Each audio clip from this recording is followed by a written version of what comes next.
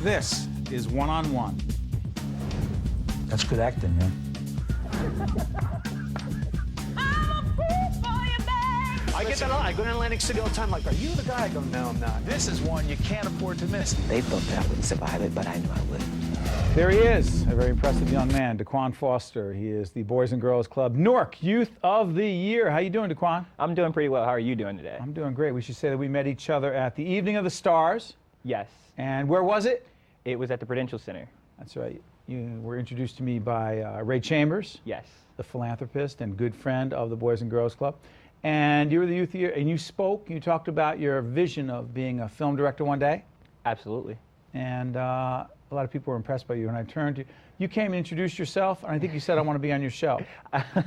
I did. I walked up to you and I was like, how you doing, Mr. Adubato? And I told you more about yourself, and I think you were just blown away. You're like, wow, okay. You played to my ego. I did. Yeah, good move. DeQuan, in all seriousness, I'm curious about a couple things. Being the Youth of the Year, there are a lot of things involved in that. Your community service is a big part of that. And by the way, you're going to see a couple of websites that tell you about DeQuan. Go and check them out because this is an incredible young man. Before we talk about your community involvement, you were a victim of bullying at a very young age. I was. Talk about it. Well, being a victim of bullying at a young age, it was really rough because I spoke differently, or because I thought a certain way, or because I viewed the world in a certain outlook. Kids often made fun of me because of that. They didn't understand it, and unfortunately, kids are a lot crueler than adults, so they called me names and picked on me because I wore glasses, because my teeth were a certain way, and it really got to the point where I was just like depressed beyond measure. And my mom saw that and she was worried about me, so that's what caused her to enroll me in a Boys and Girls Club. She enrolled me because she wanted me to be the best me that I could be. What did it do for you, the Boys and Girls Club? At the Boys and Girls Club, they allowed me to really be myself. They put me in different programs so I could really get a feel of what I like to do. So this way, by the time I was going off to college, which I'm doing now, Where are you going? I'm going to the New York Film Academy in January. But by the time I was really going into high school, I kind of knew what I wanted to do, so the club put me ahead of the curve. It's interesting. You've built a degree of confidence and self-esteem that you said that night when I heard you speak at The Rock at the Prudential Center, that you may not have developed without the Boys and Girls Club. That is absolutely true. I give the club a lot of credit for the individual that I am right now. I don't think I'd be sitting here before you on this show right now if it wasn't for them. Talk about your community service, big part of your life. Very, very big part of my life. My community service, first off, we would go around and do park cleanups. Who's we? All of us as members at the Boys and Girls Clubs. We'd do park cleanups, and we'd go meet other community groups. We'd go to senior citizen homes, all kind of things. And then on top of that, what we did was we took it a step further by not just giving back to our local community, but giving back to the community of the world.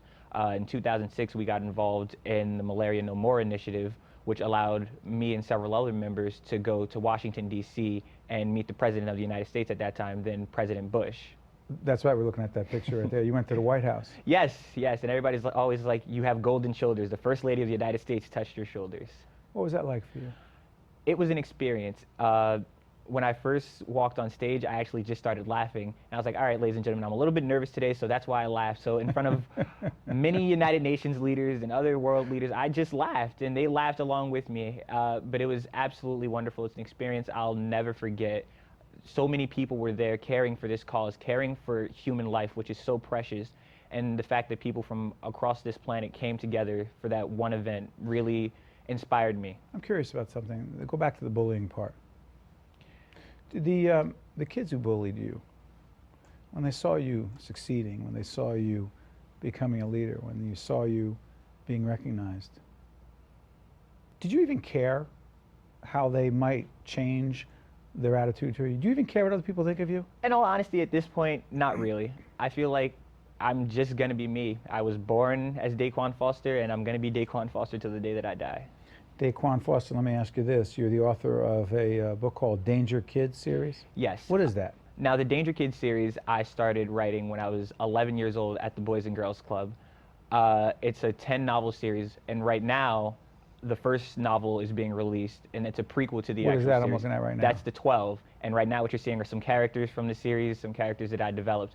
And in all honesty, I have to give a lot of credit to a Boys and Girls Club staff member named Amir Washington, who's also my business partner and co-author for that book, the fact that he took an interest in me, an 11-year-old boy sitting at a lunch table writing down ideas, and helped to mold me and help develop me. And now we've independently founded this publishing company, Brickhouse Publishing. Brickhouse Publishing, Yes. you've established it.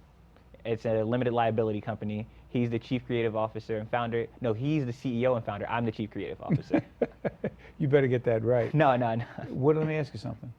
You want to be a business person? I do. I enjoy being an artist and an author, but I also do enjoy the business side of it.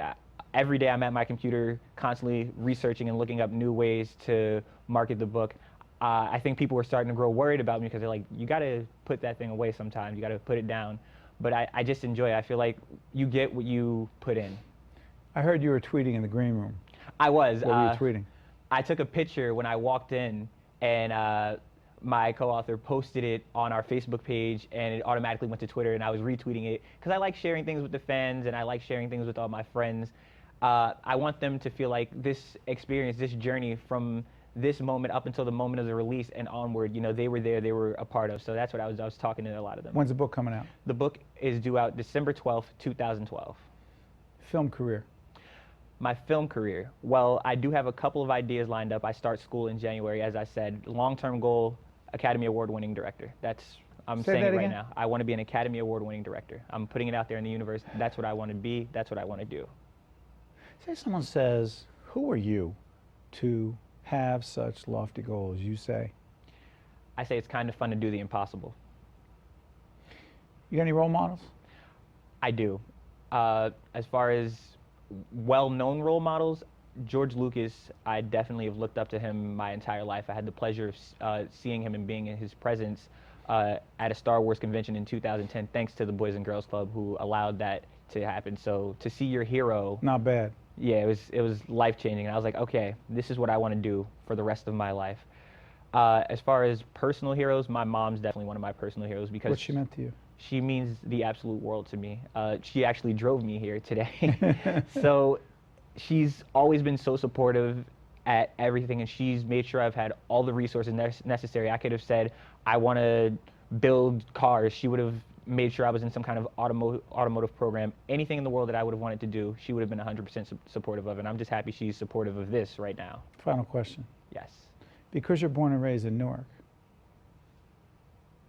do you feel any extra responsibility to accomplish your dreams, to send a message to the world about young men and women from Newark?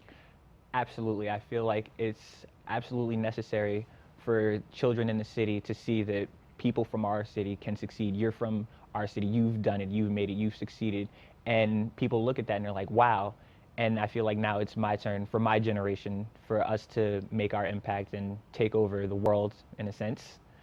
And so that's why I feel like it's really my responsibility to do this. It truthfully means the world to me to make it, because it's the message that it sends back to people. Hey, DeQuan, I'm proud of you.